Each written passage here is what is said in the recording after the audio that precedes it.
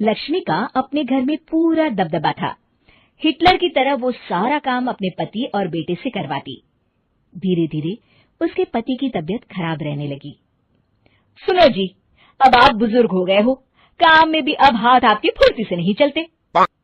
अरे भाग्यवान, भगवान से डर। तुझसे मैंने शादी अपने इकलौते बेटे के अच्छे पालन पोषण के लिए की थी, लेकिन तूने तो उसका बेड़ा गर्क कर दिया। मैंने क्या किया? पढ़ाया लिखाया, अब नौकरी नहीं लग रही तो मैं कैसे जिम्मेदार हो गई? अब घर में बैठकर रोटी तोड़ रहा था तो मैंने कहा काम ही कर ले। एक तो भला करो और ऊपर से बातें सुनो। तभी सारंग वहां आ जाता है। बहुत भूख लगी है माँ, कुछ खाने को दे दो। अब तुम्हारे पापा का हाथ तो चल नहीं रहा है। मैं ही जा रही हूँ आज किचन में, बनाती हूँ कुछ। हे भगवान, कैसे होगा इतना काम मुझसे? लक्ष्मी किचन में काम कर रही होती है कि तभी अचानक उसे आइडिया आता है। अरे मैं भी ना, अरे यहाँ तो फ्री की नौकरानी ला सकती हूँ मैं, फिर मैं क्यों खाना बना रही हूँ?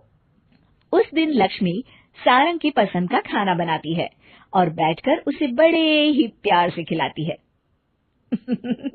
खा ले बेटा, खा ले, पेट भर के खा ले। अरे रुक, मैं तेरे लिए ना गर्मा गर्म रोटियां लाती हूँ। सारंग और उसके पिता एक दूसरे की ओर बड़े ही हैरानी से देखते हैं। बेटा सारंग, जरूर दाल में कुछ काला है, वरना ये औरत तो हमें बासी खाना भी सुकून से ना खाने दे। सुनील की बात लक्ष्मी सुन लेती है और जोर जोर से चिल्लाने लगती है। अरे हाँ, भलाई का तो जमाना ही नहीं रहा। एक तो आग में खुद को जलाकर तुम लोगों के लिए खाना बना रही हूँ और ऊपर से तुम्हें दाल काली लग रही है। अरे माँ, पिताजी का ये मतलब नहीं था, तुम बुरा मत मानो। अरे हाँ बेटा, तू कहता है तो मान लेती हूँ। लक्ष्मी सारंग के पास बड़े ही प्यार से बैठ जाती है और फिर कहती है, बेटा मैंने ना तेरी शादी करने की सोच ली है। अब तेरे पिताजी के हाथ भी नहीं चलते तो सोच रही हूँ तेरे लिए बीवी ले आऊं। अब पता नहीं ना मैं भी कब मर जाऊं। अब ऐसे भाग्य भी कहाँ है हमारे। क्या कहा?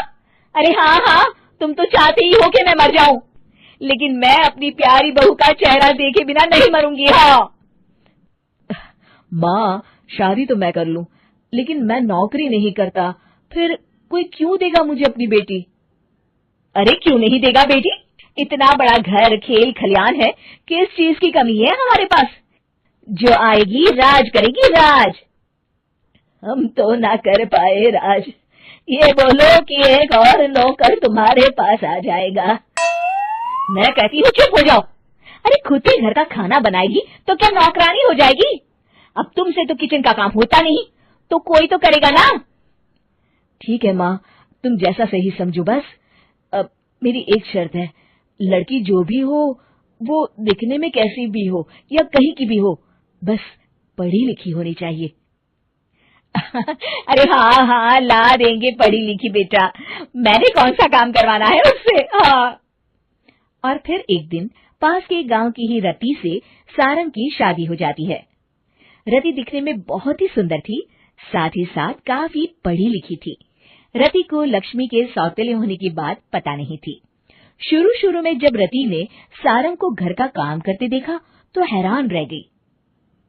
अरे ये तो अच्छी बात है कि आप घर का काम करते हैं, लेकिन मैं तो घर में ही हूं ना, आप क्यों कर रहे हैं जी?